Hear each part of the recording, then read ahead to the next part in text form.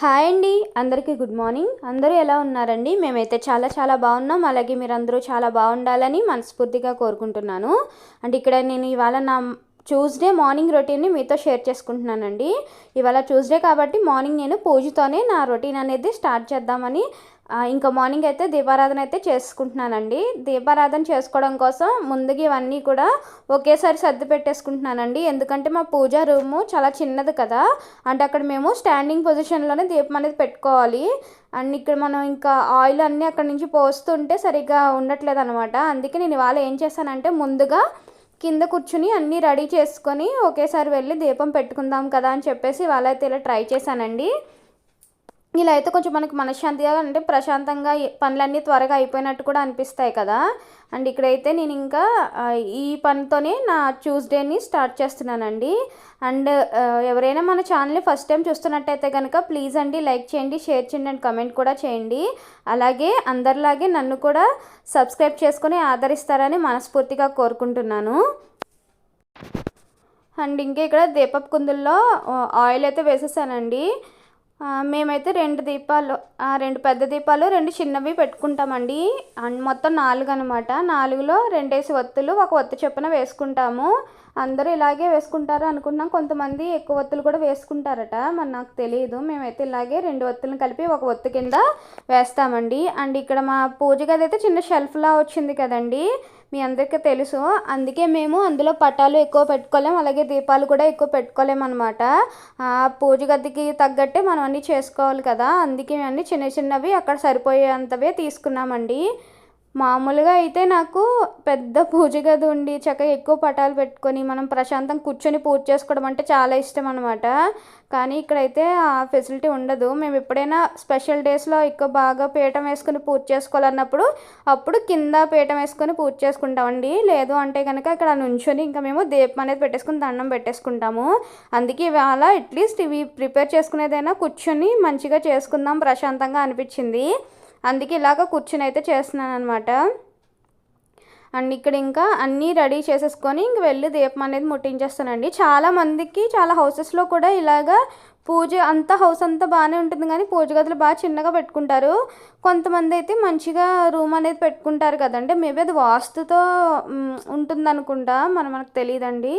And ఇక్కడ ఇంక పూజకు అన్నీ రెడీ చేసేసాను. ఇంకా నేను బొట్టు అనేది పెట్టేసుకొని ఇంకా దేవుడి దగ్గరికి వెళ్ళి దీపం అనేది ముట్టించేస్తాను.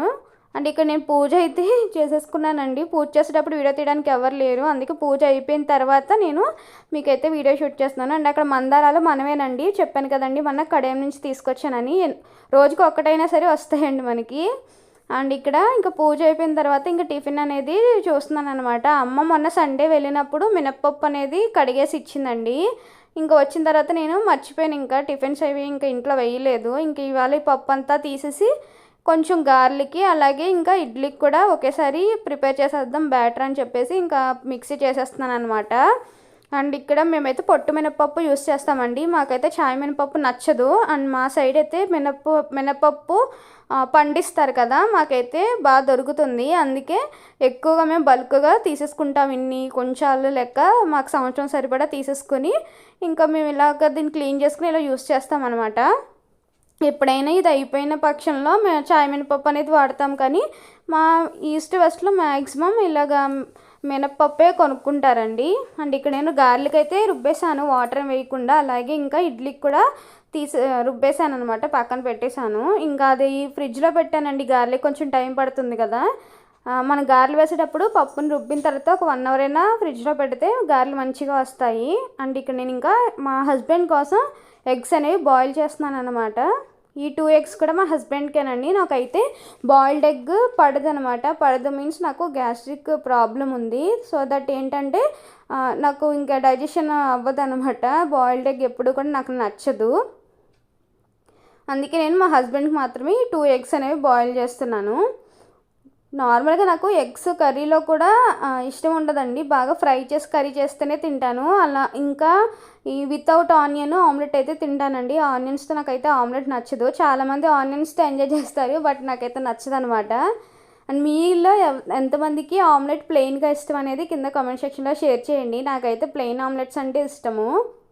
అండ్ ఇక్కడ ఎగ్స్ కూడా ఒక 10 మినిట్స్ అట్లా బాయిల్ అయిపోయినాయండి. ఇంకా దీన్ని తీసేసి చల్లని నీటిలో వేస్తున్నాను. కొంతమంది ఐస్ వాటర్లో కూడా వేస్తారు కదండి, కానీ నేనైతే చల్లని వాటర్లో వేసి వెంటనే వలిచేస్తాను పైన తొక్క అంతా. అండ్ ఇంకోటి ఏంటంటే, ఇందులో మా హస్బెండ్ లోపల తెల్ల సొన్న ఎల్లో ఉంటుంది కదా, అదైతే తిన్నారనమాట. నేనైతే అస్సలు తిన్నాను, నాకు చెప్పాను కదా నాకు ముందే ప్రాబ్లం అని. ఇంక ఎగ్స్ అనేవి వలిచేసి లోపలివి తీసేసి పడేస్తానండి. పడేసి ఓన్లీ పైన వైట్ది ఒకటే మా హస్బెండ్కి ఇస్తాను. ఇప్పుడైతే కాదండి, టిఫిన్తోనే ఇస్తాను. ఇంకా నేను లోపలదంతా తీసేసాను, ఓన్లీ వైట్ది ఒకటి వలిచేసి పక్కన పెట్టేసి తనకు టిఫిన్ పెట్టినప్పుడు పెడతాను అనమాట. అండ్ ఇప్పుడు ఇంకా మనం టిఫిన్కి గారెలు వేసుకోవాలి కదండి. ఇంకా గారెలకి ఆనియన్స్ అవి కట్ చేసుకుంటాను. మేమిద్దరమే కాబట్టి ఈజీగానే అయిపోతాయండి టిఫిన్స్ అని, ఏమైనా సింపుల్గానే అయిపోతాయి. ఇక్కడ నేను అయితే ఒక ఆనియన్ తీసుకున్నాను, ఒక చిన్న పచ్చిమిర్చి. మా ఇంట్లో ఇంకా కరివేపాకు లేదు, కొత్తిమీర ఉందండి, కొత్తిమీర వేసాను. కానీ కరివేపాకు ఇంకా జీలకర్ర కూడా వేసుకుంటే బాగుంటుంది. నేను ఇవాళ అయితే కరివేపాకు వేయట్లేదు, జీలకర్ర కొత్తిమీర కూడా వేసాను అనమాట. ఏంటి మధ్య నేను గారెలు అనేవి టేస్టీగా బాగానే చేస్తున్నానండి. ఇంతకుముందే సరిగా వచ్చేవి కాదు, ఇప్పుడైతే చక్కగా మెత్తగా మంచిగా వస్తున్నాయి. అదే ఇష్టంతో నేర్చుకుంటే ఏదైనా మనం చేయగలుగుతాం కదండి. కష్టంగా ఇది మనం చెయ్యాలంట అని నేర్చుకుంటే నేర్చుకోలేం. కానీ ఇంకా మనకి దానికి తగ్గట్టు మనకి ఫ్రీ టైం కూడా ఉండాలండి. నాకైతే ఏదైనా హడావిడిగా నేర్చుకుంటే అసలు రాదు. నేను మనసు పెట్టి కొంచెం పీస్ఫుల్గా, నాకు కొంచెం లేట్గా అయినా నాకు అంత అర్థమయ్యేలాగా దాన్ని స్టడీ చేస్తేనే నేను అది చేయగలుగుతాను. అండ్ ఇక్కడైతే ఒక ఆనియన్ తీసుకున్నాను కదా, ఇవన్నీ కట్ చేసిన చిన్న చిన్న పీసులుగా కట్ చేస్తున్నాను. మరీ చిన్నగా అక్కర్లేదు, మీడియం పీస్గా కట్ చేస్తానండి. ఇంక తర్వాత మన ఫ్రిడ్జ్లో రుబ్బిన పిండి పెట్టాను కదా, ఒక 1 అవర్ అయిందండి. మనకు అంతకన్నా టైం లేదు, ఆల్రెడీ ఇక్కడ 9:30 అట్లా అయిపోతుంది. అందుకే ఇంకా పిండి తీసేసి ఇంకా గారెలు అయితే వేయడం స్టార్ట్ చేశాను. ఫస్ట్ ఇవన్నీ కూడా వేసి కలిపేసుకుంటాను. మాకైతే గ్రైండర్ ఏమీ లేదండి. ఇప్పుడే కాదు, మా అమ్మ వాళ్ళ ఇంట్లో కూడా మాకు గ్రైండర్ ఏమి ఉండదు. అమ్మ ఏం చేసినా కూడా ఇలా మిక్సీలోనే చేస్తుంది. అయినా కూడా బాగానే ఉంటాయండి టేస్ట్. మాకైతే అంత, కొంతమంది మాకు గ్రైండర్లో అయితే నచ్చుతావే మెత్తగా వస్తే అలా అంటారు. మేబీ వాళ్ళు తెలుసు కాబట్టి అలా అనిపిస్తుందేమో. మాకేం ఫస్ట్ నుంచి ఇలా మిక్సీలోనే అలవాటు కాబట్టి మేము ఇంకా మాకు ఇవే నచ్చుతాయి అన్నమాట. మేము గారెలు ఎప్పుడో చాలా రేర్గా ఎవరైనా ఇస్తే, ఫెస్టివల్స్ అప్పుడు ఇస్తారు కదా, అలాంటప్పుడు తప్ప మేమంత ప్రిఫర్ చేయము. మా ఇంట్లో గ్రైండర్ కూడా లేదు. అండ్ ఇక నేను ఇంకా సరిపడంత సాల్ట్ కూడా వేసేస్తున్నానండి, జీలకర్ర కూడా వేస్తున్నాను. వేసి ఫుల్గా మంచిగా కలుపుకోవాలి, ఉప్పు అంతా బాగా పట్టేలాగా. ఎందుకంటే ఇందులో కొంచెం వాటర్ తక్కువ ఉంది కదా, మనం సరిగా కలుపుకోకపోతే సాల్ట్ అనేది ఒకే దగ్గర స్ట్రక్ అయిపోయి మనకి సాల్టీగా అయిపోతుంది. ఇంకొక చోట ఏమో ఉప్పు పట్టదనమాట. అందుకే దీన్ని నేను మంచిగా మిక్స్ చేసుకుంటున్నాను. ఇదైతే పిండి అయితే ఇలా వచ్చిందండి. ఇంక దీన్ని పక్కన పెట్టేసుకొని మనం ఇంకా కడాయి పెట్టేసుకొని ఆయిల్ అయితే హీట్ చేసుకోవాలి. ఈ ఆయిల్ హీట్ అయ్యిందో లేదో నేను చిన్నగా కొంచెం ఒక చిన్న పొనుగులాగా వేసి చూశాను అనమాట. మీడియంగా ఉంది ఆయిల్, మరీ అంత హైలో లేదు, ఎక్కువ హీట్ అవ్వలేదు, అలాగని మరీ తక్కువ లేదు, సరిపోతుంది. ఇంకా నేనైతే గారెలు అనేవి స్టార్ట్ చేసేస్తాను వేయడం. కొంతమంది హ్యాండ్తో వేస్తారండి, కొంతమంది ఇలాగా మన టీ వడకట్టుకునేది ఉంటుంది కదా స్ట్రైనర్, దాంతో వేస్తారు. బట్ నేనైతే ఇలా చిన్న గిన్నె ఏదైనా తీసుకొని దాని మీద వాటర్ రాసి మళ్ళీ మనం వాటర్తో దాన్ని మధ్యలో హోల్డ్ చేసి దాన్ని ఇలా జారు విడిస్తే మనకు చేతిలోకి వచ్చేస్తుందండి. మనం ముందుగా వాటర్ అప్లై చేసి పెడతాం కదా, దానివల్ల ఏంటంటే పిండి అనేది జారుతుందనమాట. మా అమ్మ కూడా ఇలాగే చేస్తారు. మరి మాకంత హ్యాండ్స్తో వేసేంత పర్ఫెక్ట్గా రావు, బట్ ఇక్కడ బాగానే వస్తాయి అనమాట. చూసారా, ముందు కొంచెం వాటర్తో దాన్ని బాగా తడిపి తర్వాత మనం మళ్ళీ పిండి వేసి దాన్ని మళ్ళీ వాటర్తో హోల్డ్ చేసుకోవాలన్నమాట. ఇప్పుడు గారెలు వేస్తే పర్ఫెక్ట్గా వస్తాయి. మరీ అంత షేపు ఎగ్జాక్ట్గా అయితే రాలేదండి, మాకు షేప్తో అంత అవసరం కూడా లేదు, మేమే కదా తినేది. ఇంకా పోను చేసే కొద్దీ వస్తాయని నేను అనుకుంటున్నాను అనమాట. ఇవి ఒకేసారి మనకు అన్నీ వచ్చాయి కదా, స్లోగా నేర్చుకుంటున్నాను. మా మదర్ కూడా ఇలాగే వేస్తారు. మా మదర్ కొంచెం మంచిగా షేప్ వస్తాయి. ఏదైనా అదే ప్రాక్టీస్ కదా, ప్రాక్టీస్ని బట్టి ఉంటుంది. మనం ఎక్కువ టైమ్స్ వెయ్యం కాబట్టి నాకు ఏదైనా వస్తున్నాయి. ఇంకో 2-3 టైమ్స్ వేసిన తర్వాత నేను పర్ఫెక్ట్ అయిపోతానని నేను అనుకుంటున్నాను. అండ్ ఇక్కడైతే ఫస్ట్ వేసిన గారె అయితే బాగా ఫ్రై అయిపోయిందండి. ఇవైతే చాలా మంచిగా వస్తాయి, చాలా మెత్తగా. నేనైతే ఏ బేకింగ్ సోడా అవి యూస్ చేయనండి, ఎందుకంటే అవి మనకి హెల్త్కి అస్సలు మంచిది కాదు కదా. ఇలా మాలాగా గ్యాస్ట్రిక్ ప్రాబ్లం ఉన్న వాళ్ళు అయితే అస్సలు యూస్ చేయకూడదు. ఇంకా బయట తినే వాటిలో ఖచ్చితంగా యూస్ చేస్తారు, దాన్ని అయితే మనం ఏం చేయలేం కదా. అట్లీస్ట్ మనం చేసుకున్నప్పుడైనా మన ఫుడ్ని కొంచెం క్వాలిటీగా చేసుకుంటే మంచిది కదా అని చెప్పి ఇలా చేస్తున్నాను అనమాట. ఇంకైతే గారెలు అయితే ఒక 10 అట్లా వచ్చినాయి, 10 ఆర్ 15 వచ్చినాయండి, కౌంట్ చేయలేదు. అండ్ ఇక్కడ గారెలు వేయడం స్టార్ట్ అయిన వెంటనే ఇవి పక్కకు తీసేసాను. చట్నీ అయితే మొన్న అమ్మ వాళ్ళ సండే ఇంటికి వెళ్ళినప్పుడు నాకు దోసకాయ పచ్చడి చేసి ఇచ్చిందండి. అలాగే ఆవకాయ కూడా చేసి ఇచ్చారనమాట. చిన్న చిన్న మామిడికాయలు వచ్చాయి, దాంతో ఇన్స్టెంట్ ఆవకాయలా చేసి ఇచ్చారు. ఇంకా అదే చట్నీ అనమాట. ఇంకా మన స్పెషల్గా ఏం చట్నీ చేయట్లేదు ఈవేళ. అండ్ ఈ గారెలు అనేవి అయిపోయినాయండి. ఇక్కడ చూసారా, చాలా పైకేమో క్రిస్పీగా ఉంటాయి అండ్ లోపల అయితే చాలా మెత్తగా ఉంటాయి, చాలా బాగుంటాయి. మా హస్బెండ్కి అయితే నేను చేసే గారెలు చాలా ఇష్టం. అండ్ ఈ గారెలు ఇంకా పక్కన పెట్టేస్తాను. తను వచ్చే లోపల ఇంకా పాలు కూడా కాగబెట్టేస్తానండి. పాలు కొంచెం కాగడానికి టైం పడతాయి కదా. ఇవాళ అయితే ఇంకా జావ ఏం చేయట్లేదు నేను. ఇంకా పాలు ప్యాకెట్ తీసుకొని దీన్ని మంచిగా మరిగించేసి తనకి ఇవాళ బూస్ట్ అయితే ఇస్తానండి. జావ ఏం ఇవ్వట్లేదు. ఎందుకు అంటే ఈ గారెల వల్ల మనకు కొంచెం పని ఎక్కువ కదా, దానివల్ల ఏంటంటే ఇంకా నేను చేయలేకపోయాను. ఇక్కడ మేమైతే ప్యాకెట్ మిల్కే యూస్ చేస్తామండి. అది మంచిది కాదు అంటారు, బట్ మనం మంచి చెడు చూసుకుంటే అస్సలకి లేకుండా ఉంటాం కదా. ఎందుకంటే బయట దొరికే పాలు కూడా మ్యాక్సిమం కల్తీయే. మా అమ్మ వాళ్ళ ఇంటి కాడ దగ్గర నుంచి తెచ్చుకుందామంటే అక్కడ పాలేం మనకి ఉండట్లేదు, ఎండలు ఎక్కువైపోయినాయి కదా. ఎందుకు డబ్బులు వేస్ట్, 60 రూపాయలు పెట్టి తెచ్చుకొని 2 రోజులకే పడేయడం అట్లా అవుతుంది.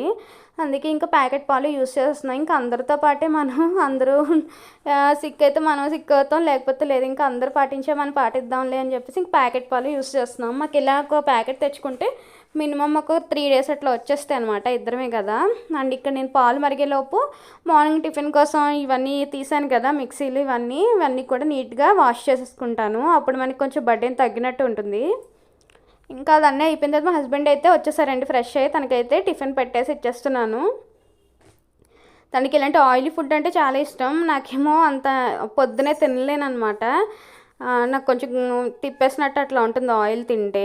అండ్ ఇక్కడ ఇదేనండి అమ్మ పంపించింది కదా, ఇచ్చింది కదా మన సండే, దోసకాయ పచ్చడి. ఇంక ఈ దోసకాయ పచ్చడి కొంచెం, అలాగే మొన్న చిన్న చిన్న ప్యాకెట్స్ టమాటా పికిల్స్ తీసుకున్నాం అనమాట. ఇలా ఎప్పుడైనా మనం చట్నీస్ చేయనప్పుడు యూజ్ అవుతాయి కదా అని ఇంకా అది కూడా కొంచెం వేసేసాను. అలాగే మార్నింగ్ ఇంకా బాయిల్డ్ ఎగ్స్ పెట్టాను కదా, ఇంకా అవి కూడా తనకే పెట్టిచ్చేస్తున్నానండి. ఇంకా టిఫిన్తో పాటే తినేస్తాడు కదా అని చెప్పి. ఇంకా వీటి మీద ఏంటంటే మా హస్బెండ్కి ఆనియన్స్, కొత్తిమీర, ఇంకా కరివేపాకు అన్నీ పెట్టిస్తే తింటారనమాట. బట్ మనకి వాళ్ళంత టైం లేదు. ఇంకా అంత మనం సలాడ్ ప్రిపేర్ చేయలేక ఏం చేశానంటే చక్కగా వెళ్ళి సాస్ ప్యాకెట్ తీసుకొచ్చి దాని మీద అప్లై చేసేసాను. దాంతో ఇంక మనకి ఈజీ అయిపోతుంది.